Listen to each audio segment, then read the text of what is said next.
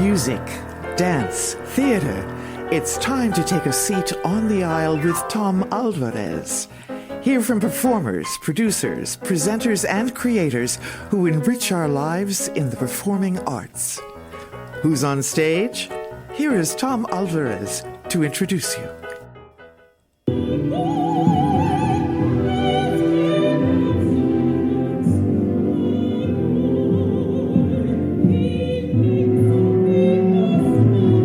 Welcome to On the Aisle with me, Tom Alvarez. Angela Brown personifies the ideal soprano, sheer vocal power, luxurious finesse, and shimmering high pianissimos. With captivating star power, she unites opera, pops, and gospel in one sensational voice. Join me now as I go on the aisle to converse with nationally acclaimed singing artist Angela Brown.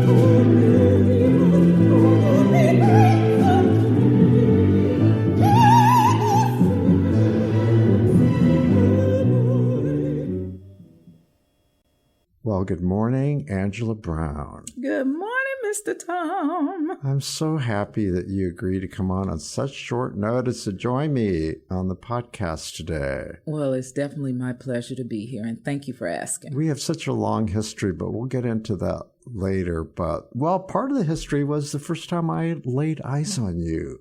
The first time I saw you on stage was when you shared the stage with Ginger Rogers, the Civic Theater. Ooh. And wasn't that at their former home, which is now the Tobias, right? Yes. And what was I looked it up. It wasn't in your bio, wasn't in Wikipedia. It just mentioned that, that was one of your early community theater. Yeah, that was Miss Moffat.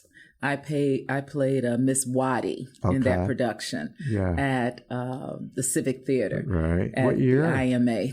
Oh my gosh, I want to say that was 1983. Yeah. I want to say, yeah. And I always wanted to ask you, what was she like to work with? She was in the shall we say, the end of her career. Mm-hmm. Yeah. And she was like, in her 80s? Yes. Yeah. Yes, she was lovely. Yeah. She was so nice to the cast and the crew, as far as I know. I mean, of course, there are stories about when she, I don't know who she was blessing out at the time, but she literally walked off the stage onto the top of the piano to talk to whomever it was. She was, rightly dividing the word of Ginger Rogers. And so, you hear all the stories and stuff. Sure. And I was there, but I was so young then that I didn't really play into all of the inner workings of what was going on. But she was a great lady. Yeah. I mean, it was like most of us when we were young. I was a theater student. I was very impressionable. Were you impressionable back then? I mean, what did it mean to be sharing a stage with a former film star? I mean, a legend. I definitely was very impressionable, and I don't think I knew the depths of it until I was much older. Okay. To know, because of course I knew, Ginger Rogers and Fred Astaire fame, and I'd seen them dancing and stuff, but you really don't appreciate stuff till you get older. There you have it. So. There you have. And, I thought it'd be fun to start off with that. And then over the years since then, I didn't come to know you until I started. You had gone off to have this great career, and of course we'll spend a little time talking about that later. But then you returned to Indianapolis to do more work, and by then again I was reviewing. I can't remember for whom, but I'm sure I saw some of your appearances with Indianapolis Opera going way back. But it's like a couple of times when you did Yuletide that I interviewed you for the first time. One when you were a solo MC, and then another time when you were with Ben Crawford. Remember those? Both of those times I was with someone else. So the first time was with Ben Crawford. That's right, Josh Kaufman. And Josh Kaufman, I was with him the second time. Okay. Yeah. So what was that like being in Yuletide? I mean, you were fabulous, of course, but what was that experience like for you? Oh, I had a great time. I still consider myself part of the Yuletide family. it's wonderful. It's everything Christmas, and then they throw in the penguins at the end. It's so much glitter and glamour and dresses and gowns and gowns. I loved it. I used to call it a night of 1,000 gowns. There you go. Do you remember how many you had? I had at least 9 gowns per show, or at least 9 that they picked out, and then I can't remember how many actually made the cut. So yeah, and they had to have had fantastic dressers backstage. You have 1 or 2 or 3? Oh, sometimes there were 4. Oh my goodness! Because you had to really make those fast, quick changes. And the thing to remember when you're getting dressed is don't help them. Just stand there and let them dress you. It goes much faster. Well, we're here to talk about, of course, it's timely that we talk about Yardbird with the Indianapolis Opera. So tell us about that event that's coming up. When, where, and how. And then let's talk about the opera itself. All right. Well, Charlie Parker's Yardbird will be at the Madam Walker Legacy Center on March 16th. At 7 p.m. You can get your tickets through Indianapolis Opera or through the Madam Walker box office. But it's a show that is 90 minutes long. It was an opera that I originated the role of Addie Parker, who is the mother of Charlie Parker. And if you can imagine this being a ghost story, let's think about Scrooge. And Charlie Parker has died, and he comes back and wants to write this last great piece of music, which was a symphonic piece. And while he is feverishly writing, he is visited by his mother, who is not, none of the rest of the people are dead, but this is in his imagination, okay? So he's visited by his mother, his best friend, Dizzy Gillespie, 3 of his quote-unquote wives, and all are telling him how much he is loved, how fantastic a talent he is, but that he needs to change his ways. He needs to stop the drugging, and he needs to allow his friends and family to love him and take good sound advice. And because they were all afraid for him at some point in his life. And so the show is very interesting. All the elements of a good opera. All the elements of a good opera, and it's only 90 minutes long, child. Yes, and the role of Addie, she's the matriarch, she's the mother, she's the glue in this show. And she comes out with different emotions each time. The first being exasperation and frustration because her son is always practicing and playing his horn, and the neighbors are frustrated and wanting them to move because he's making so much noise. And she's always defending him, saying that he's my boy and he's going to be great one day. You watch, you'll wait and see. That's my boy. Then she tells him how afraid she is for him and his life because he is married. He married very young. He is married and has a child, and they are living in her home. And he's wanting to be this musician. And she's telling him, look, you are married and you are messing with all of these white women. And in Kansas City, Missouri, at that time, which would be the 20s, 30s, you were lynched for doing such things. So she encouraged him. Actually, she didn't encourage. She threw him out of her house, and which was in this story his impetus to go on and start his career, because that's what he wanted to do anyway. So he was released. And then you see mom come back years later. She has where she was like maybe a day worker before. She is now studying to be a nurse. She comes in, she turns on the radio, and she hears her son's music for the first time, and she's dancing around, listening to the music, and now she's able to tell those nosy neighbors, see, that's my boy. That's my boy. I told you he was going to make good. Then lastly, you see her come back, and she has heard that her son has died, and she has to come and identify the body. And then you go through the whole funeral process. And so it's a show that for me yanks at all of my heartstrings throughout the evening. And Addie is always that spark that comes on, whether it's in joy or pain. So this role was created with you in mind. Is that right? Let me be fair. Yes. In the beginning, I was the one asked to sing the role. It was not quote unquote created with me in mind. Mm-hmm. But once they asked me to do it and I did it, it became me in mind. How many times have you performed it? Oh, I have done every production except for 2. So there, if I'm not mistaken, there maybe has been 9 to 12 productions of this. And it's gone to London. It was the first opera ever performed at the Apollo in Philadelphia and Madison, and now here in Indianapolis. And it's gone, of course, some other places that I can't remember. What took us so long to get here? It just what it was. Timing. Was timing. You know. Oh, so okay. What's really extraordinary is there's some really wonderful connections going on here too. The fact that you're performing at the Walker Theater, mm-hmm.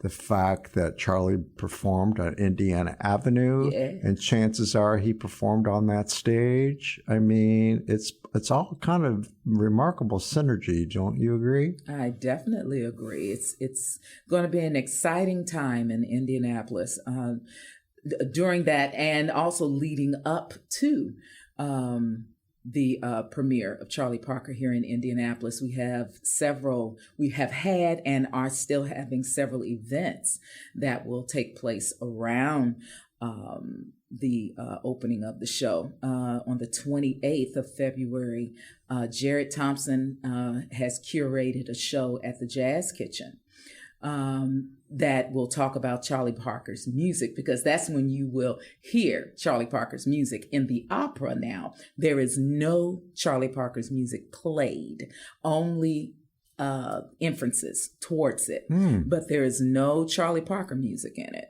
But you hear the influences. Why is that, Angela? Why wasn't there any music in it? Rights? It might have been rights and just wanting to be original. Got it. Because who could be Bird, really? Mm-hmm, mm-hmm. And then there is a show at the Arts Garden on March 1st that Joshua Thompson has curated at 7. Both of them are at 7 p.m. Mm-hmm. And so you can still catch those. The one on the 1st is free. The one at the Jazz Kitchen, of course, is a pay at the door. But it's exciting and fun. Have you ever performed previously at the Walker, that stage? Yes. Yeah? Yes, many times. I have done a PBS or FYI special called An Evening with Angela Brown there, where I sang music of Black composers, and 2 of them were David Baker and Mari Evans, who were in attendance. And so that was a great honor to sing some of their music. And then I did my show Opera from a Sister's Point of View for the 40th anniversary of IUPUI. Mm-hmm. So, and that was when Glenn White was the curator of that program. See, and I'm so grateful. I know all those people that you talk about. Yeah. And again, connections. The Walker Building. Did you attend performances there growing up? I have. Growing up, I was an adult by the time I really started going to the Walker. But I remember I don't know how many times it's been renovated, but the time... Several. Yeah. There was the time when it, the beautiful frescoes inside the building with the bright, vivid colors. I remember coming in and doing one of my first photo shoots there on the Walker Theater stage. So yes, I've definitely attended programming there and have performed on that stage. And now I want to talk about your background. And part of your background, I've known your background, but for some of our listeners, you have a fascinating background in terms of, let's start with, just blocks away from the Walker, well, not blocks away, but nearby is Crispus Attucks. Yeah. And that history in itself, recently I had a guest, Claudia Pauli, who was a singer at one time, opera singer, but we talked about the music department And your early training was at the Crispus Attucks with those wonderful music teachers. Is that true? Yes, I was at Attucks. I graduated in 1982, so in 79 is when I was a freshman at Crispus Attucks High School. And Robert Fleck and Miss Hart, and I can't think of Miss Hart's first name. I want to say it's Dorothea Hart, but I'm not sure. She was the she was the musician or the pianist for a lot of the groups there at Crispus Attucks High School. But Robert Fleck heard that I had a voice and a talent, and he encouraged me to go beyond what I was used to, which was a diet of gospel and musical theater. He says, I hear, some classical in there, but I wasn't convinced at that time. But I did all the ISMA competitions, the solo competitions throughout Indianapolis. And it was with Robert Fleck that I learned, he shall feed his flock like a shepherd, the mezzo solo from the Messiah, Handel's Messiah. And I would always win every year singing that solo. But I did a lot of musical theater there at Crispus Attucks High School, and lots of good teachers that helped me to hone my craft. I was there. My math teacher was Carl Hines at Crispus Attucks, the great jazz pianist here in the city. And Miss Tyson was also in the English department, and she would always help me with lines and things, and so many more that I start naming names and I'll forget. So, and Crispus Attucks had it's the reputation it exists today. The students they're very academically, a lot of academic achievement, but the quality I understand of Attucks throughout its history, and starting with when segregation, teachers couldn't get hired every place else, so there were a lot of doctors and master's degrees and so on and so forth. So had that, by the time you got there, had that continued, the quality of academic achievement and teaching quality and so on and so forth? The teaching quality was high. And like I said, hindsight is always 2020. I didn't know what. I came in 79. So the quote unquote racial divide, I guess I didn't see it as division because it was just what you grew up in. And there were white students there, and of course, white teachers there. So it was a nice mix by the time I got there. But the quality was always high. One of my favorite teachers, Dr. David Banks, who was the French teacher there, and he was also the sponsor of the student council, was a great man in my life to help me learn how to structure my calendar and how to present myself in public, and gave me opportunities to be a leader in front of my peers. So yes, we always had great teachers at Crispus Attucks High School. Well, as far as your vocals, let's give our listeners a little sample. I know that you've chosen some selections for us to hear through this program. What are we going to listen to first? We're going to listen to O Patria Mia from the opera Aida by Giuseppe Verdi in performance with Indianapolis Symphony Orchestra.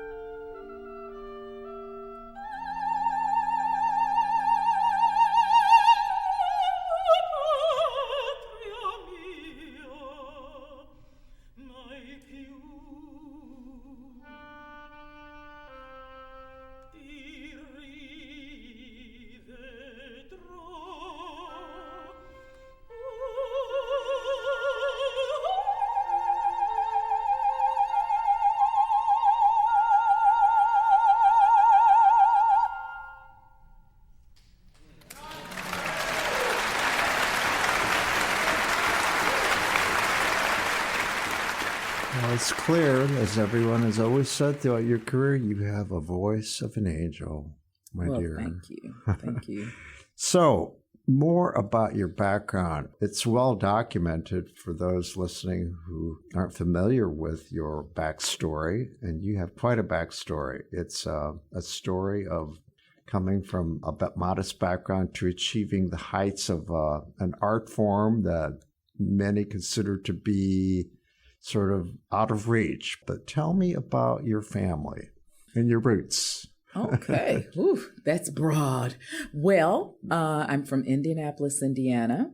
I am the middle child of three. I have two brothers, older brother George Brown, who is here in the city. He is a senior art director for Alavance here in Indianapolis. And he's married to Dr. Glenda Westmoreland Brown and has two children, Aaron and Anthony. Anthony, my nephew, goes to Marian University, and my niece goes to St. Mary's in the Woods down in Terre Haute. And just the loves and the apples of my eye. I just love them to death. And so we grew up here. My younger brother, Walter Aaron Brown, passed away early on. He was 18 when he passed. He went to Northwest High School. We all went to different high schools. I went to Addix. My older brother went to Shortridge, and my youngest brother went to Northwest because we wanted our own identities in the city and in the world. But yes, my youngest brother, passed away kind of unexpectedly to us because we didn't know what was going on. He had bacterial meningitis, and he had gone away to the National Guard for his basic training. And he was sick 4 different times as he was moved around the country. And he was treated for flu-like symptoms, but they never checked his blood at the time, and it was bacterial meningitis. So he actually got a chance to come home and see us, and that's when he passed away while he was on leave. And so that was a big turning point in all of our lives. But I have jumped. I grew up here in Indianapolis. My grandfather was a Baptist minister at Mount Calvary Missionary Baptist Church. Now, a little fun fact is that Mount Calvary's address was 1801 North Senate Avenue. And today, that address is for Methodist Hospital. And so the church sat right there on the corner of 18th and Senate. That's now Methodist Hospital. And so I always like to give that little fun fact. Mm-hmm. But always sang in church, was always up singing for the opening of an envelope, sang all through Indianapolis for any and every opportunity that there was. And my mother was a singer. My mother would, of course, back up her daddy, my grandfather, at church. And she is what I would call the rhythm of our lives. Mama picked up whatever she picked up to do. Freddie Mae Brown was my mother's name. Whatever she picked up to do, she succeeded in. Now, she would put it down as soon as she finished with it, and then she would pick up something else. So she was the Jane of all trades and the master of all. She was that lady, if you remember, I would say in the late 90s, that had a kiosk in Glendale Mall that did portraits by photograph. Her kiosk sat in front of L.S. Ayres and Payless shoe stores. Really? And she wore Afrocentric garb. I remember you talking about her in a program, and you talked about her sense of style, which you seem to have inherited. Yes, very much so. Very proud of my heritage and my mama. She would do portraits by photograph there. And so that was her artistic relief.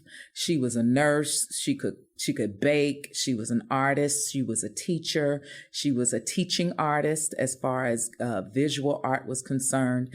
I got the music from her. My brother, that's my surviving brother, my older brother, got the visual art from her. So I always say that Mama was the rhythm of our lives. Now, my father, Walter C. Brown, he was definitely the tempo, the grounding of our lives. He kept that bass section going. He kept us all going. My father worked at Chrysler Foundry for 41 years. Okay. But when he retired with 47 years because he had 6 years of sick time that he never took. So he was about the family and providing and making sure we had everything that we needed. Is that where you got your discipline? Yes, to Focus. a certain extent. Yeah, to a certain extent. I have the best of both worlds. It sounds like Because I can be very unfocused as well. Yeah. But I always succeed in what I do. I pick it up, I do it. Well, that success is apparent from, I went back to review your career, and, it was an upward trajectory. Mm-hmm.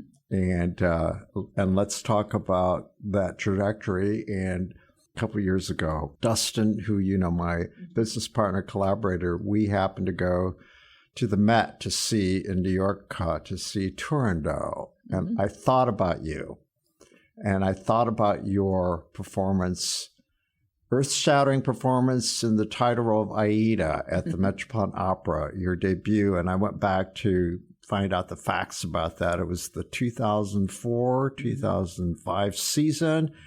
And you made your debut to critical acclaim in the role of, for those who don't know, Verdi's Aida. And it says, I read, there's a quote, "Your performance was so well received that an article about you appeared on the front page of the New York Times on November 8, 2004. Originally, she was not scheduled that night, as she had already sung 2 performances in the scheduled run of Aida and covering the role for the remainder of the run, but she was called to replace the ailing lead that night. Opera News called her performance that of one of America's most promising Verdi sopranos." Boy, you came out of the gate, didn't you? God bless. And I will say that I was prepared with no opportunity. Then when the opportunity showed up, I was ready to do it. I was ready to do my job. That is the job of a cover. And this story always gets twisted around because I don't believe you get on the front page of the New York Times with a jump in for a 4th act ailing soprano. I had already done. So what I just read is not completely factual. Not complete. It's just twisted a little bit. Okay. It's the truth, but in a different order. Well, it sure sounds good, but I it don't know. Well, it's the truth, but it's just the way. Gotcha. They you were say like Ruby Keeler in that musical called 42nd Street, where the lead breaks her leg and she comes in at the last minute to take over the role. It wasn't quite like that. Well, it was, but that's not what put me on the front page. Gotcha. It was my actual complete performance. Good. Because that was November 8th, I think you said, that it landed on the front page. But my performance was October 29th. But I had jumped in for an ailing soprano. It was after my debut. Yeah. But it was so close that it all just melded together. So I just say I'll accept the mercy drops. Thank you. Sure. So what was that like at that particular time? Did you get a groundswell of attention and offers and requests and blah, blah, blah? Yes, it was fabulous. Can I have some more, please? As Oliver would have said, more, please. Yeah. It was a fantastic heady time. Yeah. I was on the front page. Got a lot of bookings? Oh, lots of bookings, lots of press that we didn't have to ask for. I was, like you said, the front page of the New York Times. I was in Oprah twice. I was in Ebony. I was in Reader's Digest, Psychology Today. I mean, it just kept going on and on and on. And it's been a blessing. And it still pays off big dividends even now. Yeah. Oprah when she was in Chicago. Yes, it was the old magazine. So after that, you appeared all over this country and all over the world. So and you continue, your career continues. But what are some of your favorite roles? Oh, well, I would say some of my favorite roles, of course, have been Aida, Ariadne of Naxos, Amelia in Un ballo in Maschera, and my all-time favorite is Tosca. Which I saw last year, correct, with the Indianapolis Opera. Mm-hmm. Well, I'm a reviewer, and it knocked me out. I mean, truly, yes. Thank you. And what else? What are some others? Oh, well, and then there is, I enjoy doing Serena in Porgy and Bess as well as Bess in Porgy and Bess. I like Serena's part because she gets all the beautiful moments and the gorgeous music. Honey, Bess gets to be thrown all over the stage and pawed by three men all night, but it's the acting chops for her that I love. And I was just going to point that out. You are a superb actor. Thank you. And that's something that did not used to be it did not used to be as important as it is now, correct? In the history of opera, they sort of they called it park and bark. Yeah. The emphasis was on the vocals. And yes, but now you've got to be a triple threat. Yeah, well, you get yeah. You got to know movement too, right? You have to know movement. You have to know acting. I mean, because it just makes a more compelling story. Of course. I think it's probably made opera more interesting to those who thought was really an acquired taste. They were bored because But we also have to remember it's opera, so the voice has to be first. Exactly. If you ask me. Yeah. But then you have to put that drama in it. Oh, so, yeah. So who are some of your favorite conductors that you've worked with over your career? Oh, wow. I've never been asked that question. Well, I will say that Marcello Viotti, who was my first conductor at the Met, who conducted that Aida that put me on the map, he was very kind to me. Unfortunately, he passed away shortly after that, but he was definitely one of my favorite conductors. And then there's Marco Armiliato, who was in the rehearsal room. There's a story of how I got the role of Aida in the first place, because I was a cover at the Met. And as a cover, you just sit and wait your turn if it comes. Okay, you are the understudy for whatever role you are covering.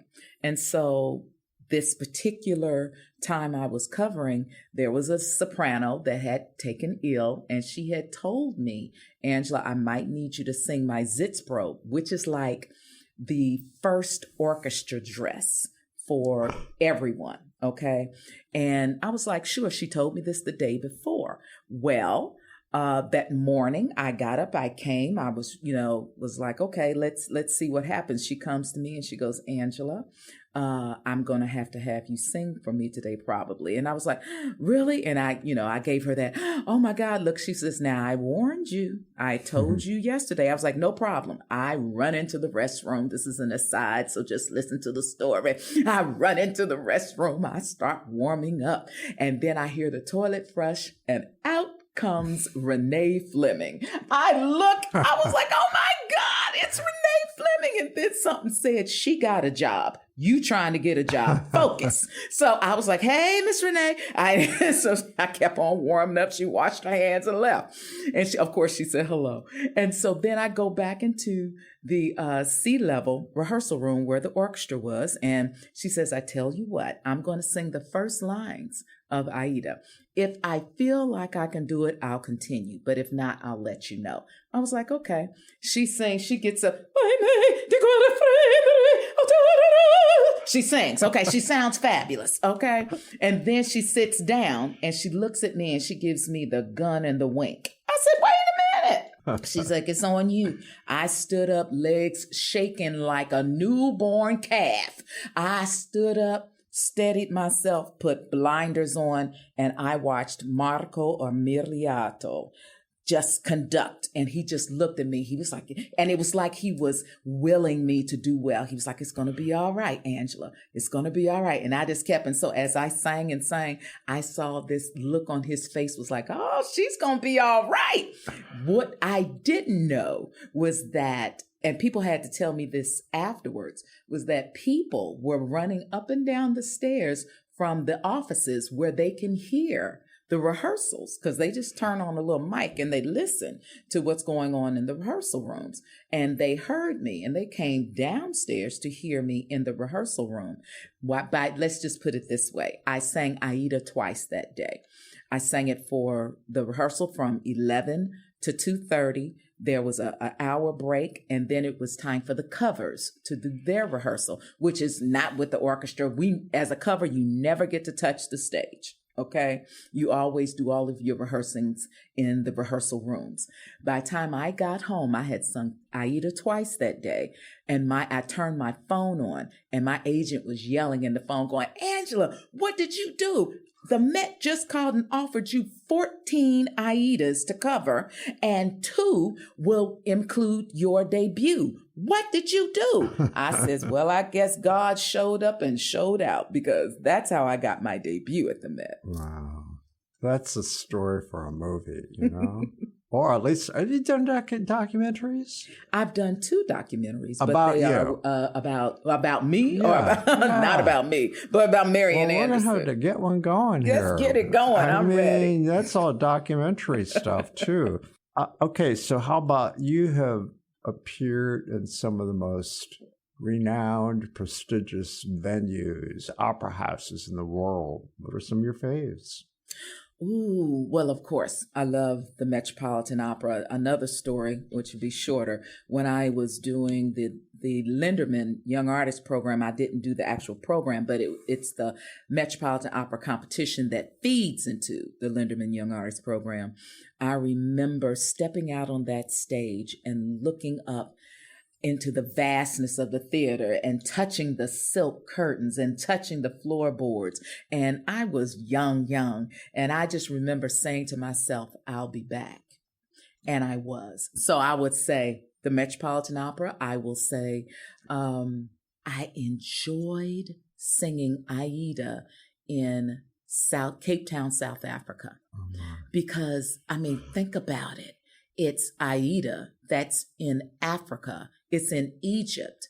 And we're talking about the warring nations of Egypt and Ethiopia, and having the opportunity to do this in South African with Africans and Afrikaanses.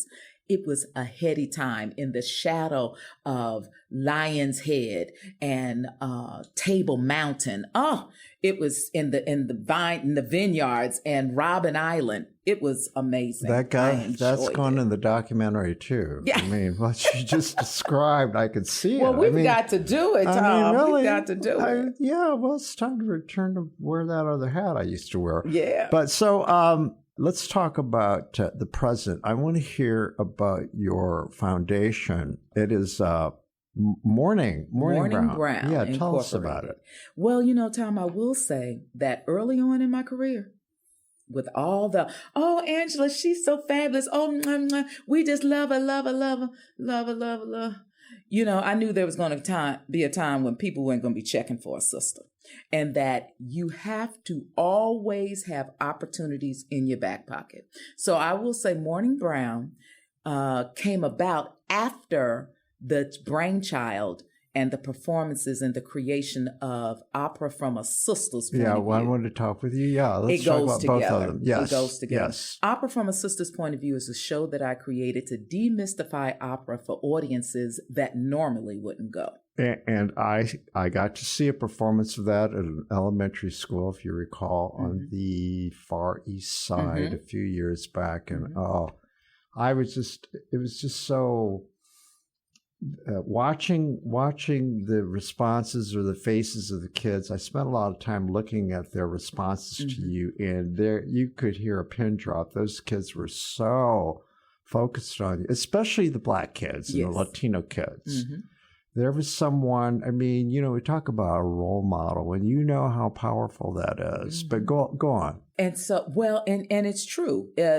Once I do Opera from a Sister's Point of View for a school age audience, I would say from third grade to eighth grade, to watch them change from the time they come in squirmy and like, oh, I'm going to be bored to death and blah, blah, blah. And they turn their backs to leave to get on the buses. And I am walking off the stage and I hear them going, oh, I know I got them because I planted a seed, I love that. And they can see themselves. That's wonderful. They can see themselves in opera in a place they probably didn't think that they would belong. But when you think about opera, And the stories of opera, Tom, it's about the peoples of the world. And see, that's what really captivated me. You educated me. You made the connection, which I hadn't really thought about. But absolutely, yeah. And then there's the whole layer that I interviewed you a couple years ago, and you told me that I was very complimented when you said what we talked about. It was very candid, as you recall, and it was following, I believe it was right towards the end or near COVID and all the social unrest, Black Lives Matter. And we got down and dirty talking about institutional racism, representation, and all those things. And you were very candid. And you had told me that you hadn't really been asked those kind of questions. But I think it's important for both of us in our positions to talk about these issues, because if we don't, they're not going to be talked about, and they're important. But let's go over a little bit of that. First of all, why is representation important? Because we matter and we're here.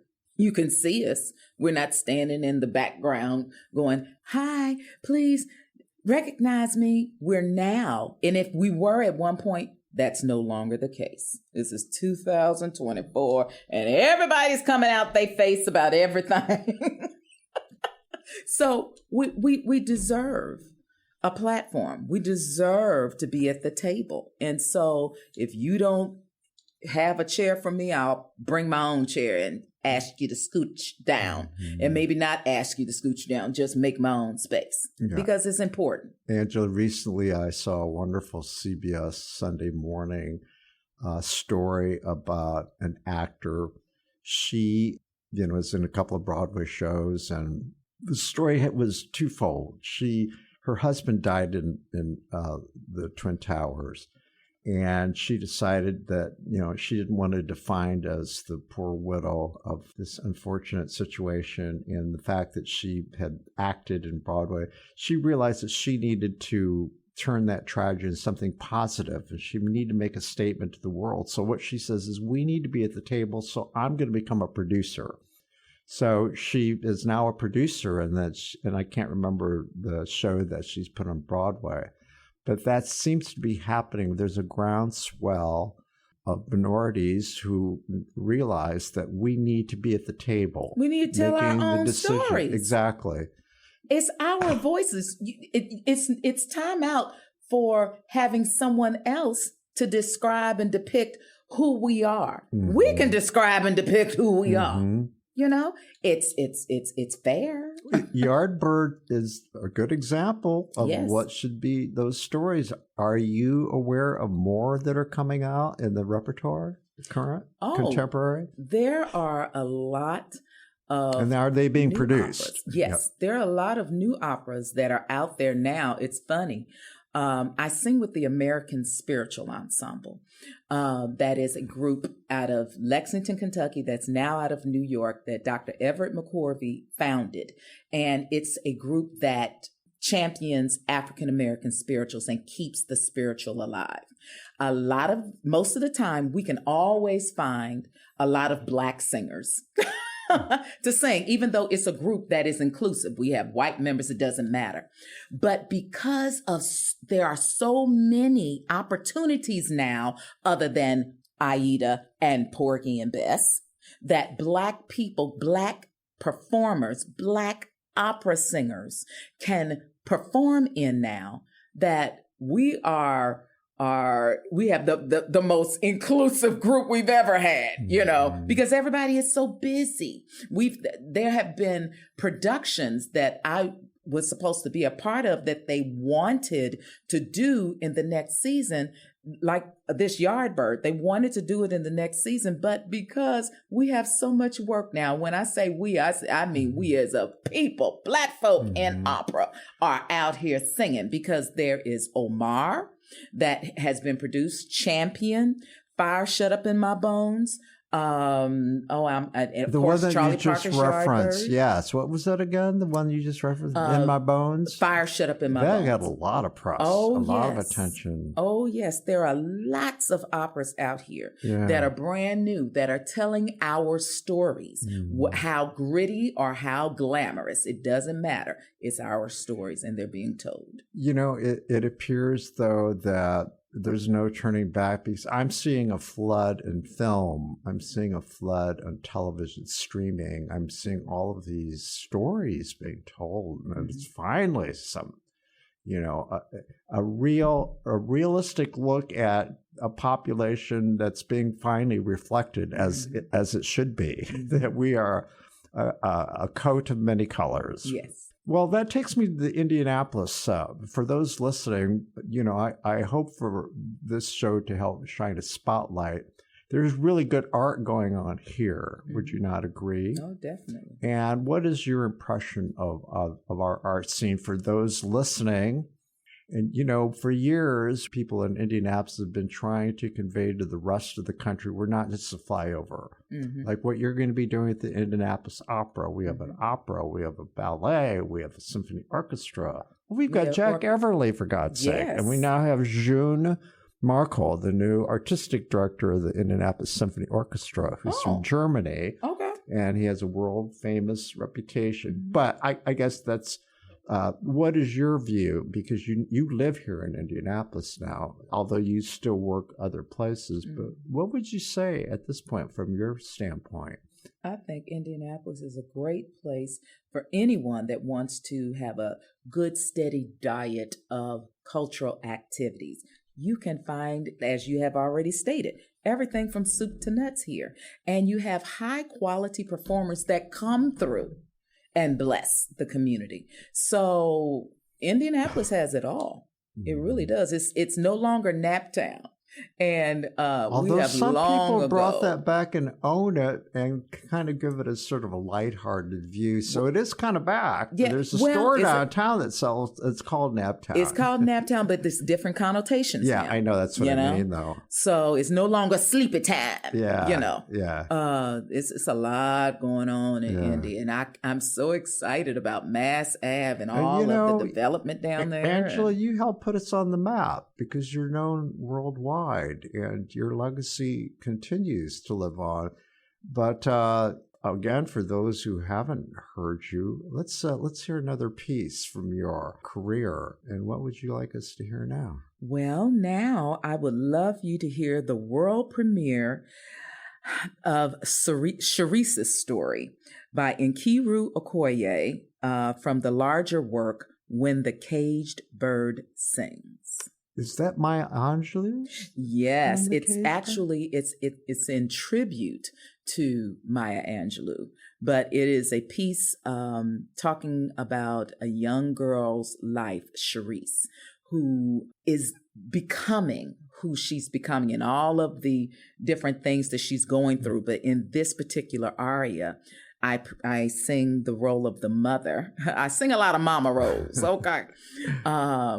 I sing the role of the mother, and Sharice is in utero, and she's singing about how happy and excited she is that God finally answered her prayer, and her husband are finally bringing this child to the world. But everything that she will go through, she's, talking about her fear and angst, and but that she knows God is going to take care of her through it all. Let's listen.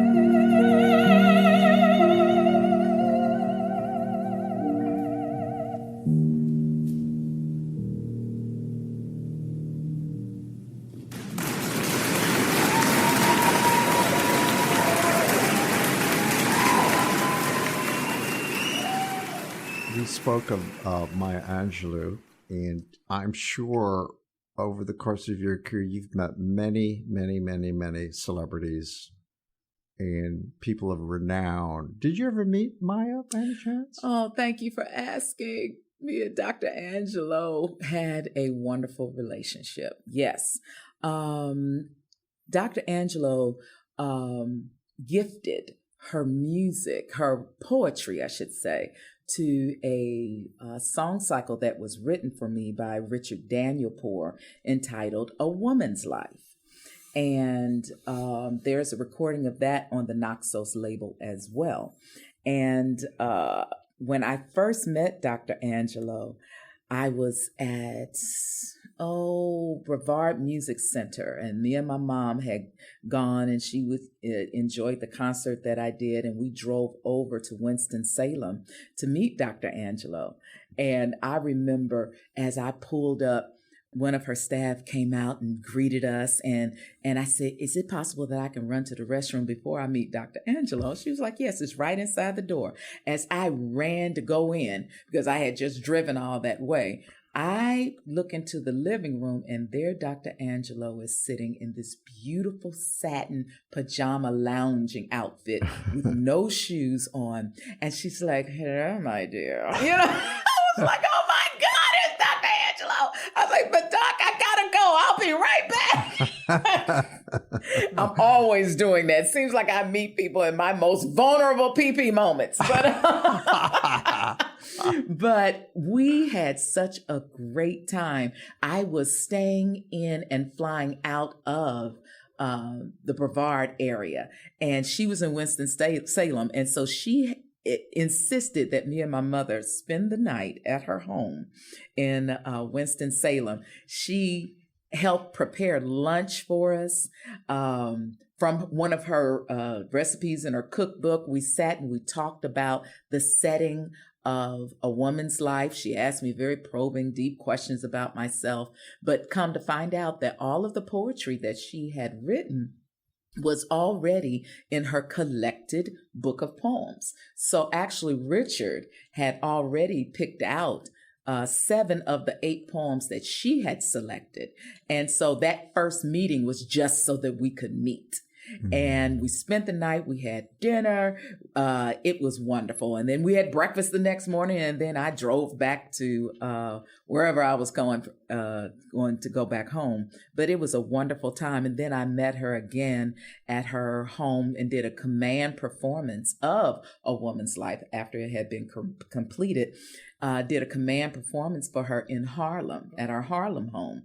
And we had lunch then there again, and she sat and she listened and she wept. And she says, I am not given to public display of grief, affection, or anything, but today you have gotten butter from a duck. And she cried and she said, this is what I meant when I wrote these words I hear. And it was just a beautiful, touching experience to see how Richard's music and my singing had brought her to that point. And then one of the last times, and she had invited me to her home for one of her amazing annual Thanksgiving dinners that I couldn't make it to.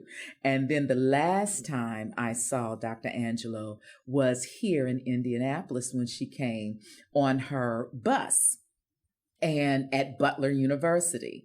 And I remember going on the bus, and she had just gotten off stage, and she was, at that time really laboring to breathe and everything. And so I presented her with the finished project of A Woman's Life. And she was just a wonderful lady. She did not suffer fools, but she was great fun to be around, had a big booming laugh and so much wisdom and love. Angela, that is what I call touching history. And I'm sure there are many, many others, right? Yes. Yeah. Yes. So it goes without saying that you're grateful. I am. Mm-hmm. Very grateful. You've never taken it for granted, have you? No. And I just live day to day. And one of my mother's favorite hymns was "Lead me, guide me along the way. For if you lead me, I will not stray. Mm-hmm. Lord, give me each day with thee. Lead me, guide me." And I take that to heart. I just get up with gratitude every day. Well, I see your Facebook posts, and I know that you walk the walk. I want you to talk about before we say goodbye, but I don't know. I've romanticized it. I've lived vicariously through your career, right? And I love Paris. And you haven't mentioned it for a while, but tell me about your Paris years, because that's where you met Blaise. Yes. And I want you to talk about Blaise. I mean, he's so kind. And when I've seen him, he's such a gentleman. He's so old world. He is. And as beautiful and again, as Blaise. Blaise. And what is his last name? Arjulier. So his first name is Anselme, but people can't necessarily get to the Anselme. They look at it and they say, Anselme. I was like, no, if you're going to mess it up like that, just call him Blaise. It sounds better. Well, being a Hoosier myself, I get called Alurad and Alvarez and... People don't know how to roll their R's. There you go. But tell me about his, so how'd you guys meet? Well, now that is a story for the books. And you have a stepson, too. I have 3 stepsons. Yeah. Yes. Go ahead. Tell me everything. So Blaise and I met in Paris when I was doing my debut as Amelia in Un ballo in Maschera. And he was the first person to speak English to me at the Paris Opera, because Blaise was what they called a actor comedian, which what we would call here a supernumerary. And he's a dancer by profession. So he has danced with in videos with Janet Jackson, on television with Grace Jones, and he has done stuff with Daft Punk. And so he has a little, you can check out Blaise online. And so he was, like I said, the first person to speak English to me, because I felt like everybody was reserving their English speaking even until they heard me sing. And after they heard me sing, then they spoke to me. But we were in rehearsals, and he came up to me and he says, bonjour, hello. And I was like, oh, wait a minute, someone's speaking to me in English. And so we just started to talk. And that was our first meeting. Okay. So I had to go back again to do what was the show? Un ballo in Maschera. Again, 18 months later, because when I first met Blaise, he was otherwise engaged, and so was I. So when we came back again to do the show, to reprise the show, little did I know he was thinking of me, wondering if I was going to be in this show. And I was thinking of him, wondering if he was going to be in the show. Well, just so happens we both were in the show. But this time I was sharing the performances with Deborah Voigt. And so me and Miss Debbie were sitting on the stage, and we were talking, and Blaise comes over and he kneels down and he says, hey, Angela. I was like, oh, Blaise. And so we get to talking and everything, and Miss Debbie is looking at him. And so when he gets up to walk away, she leans over to me and she says, who is that? I looked at her. I said, mine. I will stab you in the toe, honey. Don't you talk with a rusty knife. Don't you look at it. But from that point, I ended up having to jump in for the last performance, because Miss Debbie had the first, there were 26 performances. So she had the first 13, if I'm doing the math right. And I had to jump in for her last performance. And so when I jumped in, I didn't realize, because Blaise's role was double cast as well, because he was Ulrika's imp that puts the little note in Silvano's, if you know the story, puts the note in Silvano's pocket to make Ulrika's fortune telling come true, that the prince thought that she was a fake, but actually she was real. So at any rate, he's that person, and he's double cast. So when I get there that night, I didn't know who was going to be playing that role. So I come out scared into Ulrika's lair, going to get this magic potion to take the love from my heart for my husband's best friend, the prince. So at any rate, he turns around on this dead tree and he scares me, and he looks like Baron Samedi. And I'm like, oh, and then I realized it was Blaise, and I was like, and then I was like, oh, I had to go. So after the show is over, I go out the stage door to the right, and I'm meeting friends. He goes to the left and he starts to walk home. But he says he wants, now this is what he tells me. He says he wanted to see if he could see me. He turns around and comes back and sees that I'm standing out there. He taps me on the shoulder. I turn around and I go, Blaise, and I grab him and I give him a kiss in the mouth. Well, I had never kissed this man. I didn't know if he was still otherwise engaged. He had such a look of shock on his face that I really felt bad, and I started apologizing. He was like, no, I'm just surprised. You're such a big diva that you would want to even talk to me. And blah, blah, blah. I was like, oh, child, please, have you looked in the mirror? You are fine as frog's hair. Yes, I want to talk to you. And so from there, Tom, things just kind of opened up. Heck with a documentary. This is a movie. I mean, this is a rom-com. Yeah. And so then, let me finish. And so then when it was our time together was over, because we would see each other from time to time during the time I was still in Paris. And then I gave him my information. I said, get in touch with me if you want. Never thinking that he would. He's in France. I'm in the world, you know. Well, he stalked me over online for for a long time, for months. And I met his family, I met his mom, everyone. And then one night he was online, and we would just keep the lines of communication open. So if he had gone to work, or if I was gone doing whatever, whenever I would come back, we would see each other, and we were like, hi. We would always see each other online. So there was a time when he came home and he had this white piece of paper, and he was like, guess what this is? I said, I don't know. He kept putting it closer and closer. And then I could see that it was a plane ticket to Vienna. And that's where I was doing my next debut as Amelia. And he came to Vienna, and that's when the real love affair started, child. Oh, my goodness. Yes, and then we ended up, that was in 2009, and we ended up getting married in 2011 on April 22nd. You're living happily Paris. ever after. Yeah, well, we're living. And sometimes it's happily, and it's going to be forever, because I was like, we have invested too much. But, life is what life is. And you also became a stepmom, too. Yes, he has 3 sons.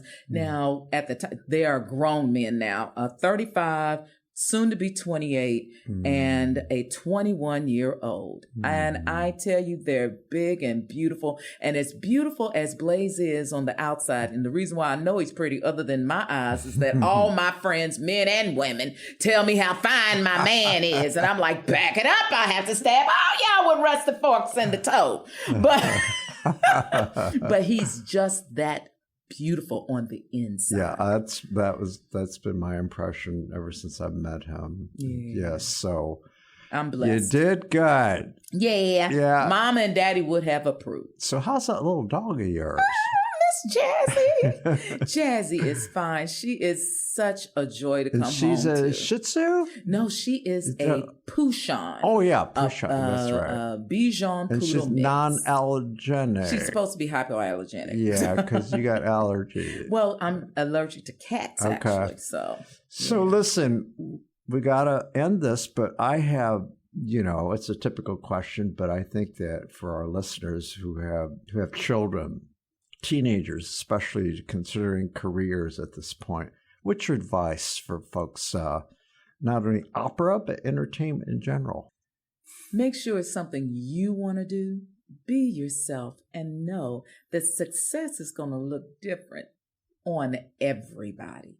You can be inspired by me, but you can't be me. So go out and let your little light shine and make sure that it's yours. Mm-hmm. And what do you say specifically to Black and brown people who want to break into opera? Do it. Mm-hmm. Your stories are there to be told. And, we are singing actors. It's all right for you to act.